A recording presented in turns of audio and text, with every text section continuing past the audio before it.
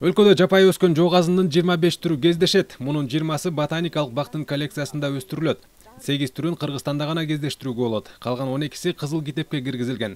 Уштапта кызыл жана анадрома же өйдөгө умтулган жоо казын гүлдөп турат. Очень красивый цветок, ярко-желтый внутри. Гүлдүн ичи ачык сары түстө, жалбырактары өйдөнү көздөй умтулгансып турат. Ошондуктан өйдө умтулуучу деп аталып, сары челекте гана өсүп, дүйнөнүн башка жеринде жок. По латыни андон растет только в сырочелеке и больше нигде в мире. Мындан сырткары бизде жоо казынын Фергана, Тарда, Колпаковский, Островский геграсы түрлөрү өсөт. Жакында эле окумуштуулар Жака деп аталган дагы бир түрүн аныкташкан. Былтыр кыргыз-англиялык окумуштуулар биргеликте тапкан токтогул жоо казынын ботаникалык бактын коллекциясына киргизгени жатышат. Фестивалга көбүнчө өсүп келе жаткан мундун өкүлдөрү, такыраагы мектеп окуучулары жана агрардык багытта билим алып жаткан студенттер чакырылган. Жүздөй вид бар экен тюльпандын. Средний Азияда болсо 60тан ашык түрлөрү бар экен. Кандай дары чөптөр бар экенин аны билип алдык. Кандай тюльпандар бар экенин да билдик. Көп нерсени үйрөнүп алдым. Жоо казындар өзгөчө жагып, аз балдарыбыздын дагы өзүбүздүн эмоцияларыбызды жашыра албай атабыз. Сүрөткө тартып, видео тартып атабыз.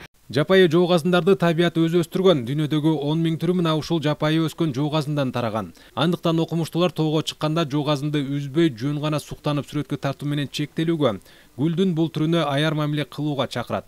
Фестивалга гүл өстүрүүнү сүйгөн шаар тургундары катышып, сүрөткө тартып өздөрү дагы түшүп суктанып бүтпөй жатышты. Сүрөттөрүңүз кийин бир жака жарыяланып, бир конкурстарга катышабы же өзүңүз үчүн эле тартып атасызбы? Жок, өзүбүз үчүн тартып атабыз. Эстетическое наслаждение. Да, я вот на площадь театральную хожу, я там живу рядом, там тоже очень красиво, там голландские цветы. Фестивалдын максаты ботаникалык бакта чогулган жоо казынын түрлөрү менен тааныштыруу, негизгиси жоголуп бара жаткан гүлдөрдүн кооздугуна, илимдеги ордунун маанилүүлүгүн жеткирүү. Гүлдөп, ачылып, маанабызды көтөрүп турат, баягы элдер дагы көрүп, биздин Кыргызстанда ушундай жоо казындар бар экен. Аларды сакташ керек экен, алардын мааниси эмнеде, баалуулугу эмнеде экенин көрсө экен деп жарыя кылганбыз. Жоо казындан сырткары ботаникалык бактын дагы бир өзгөчөлүгү дары чөптөрдүн көптүгүндө. Бул жерде 171 түр өссө, мунун 95и чет өлкөдөн алынып келинип өстүрүлгөн экен.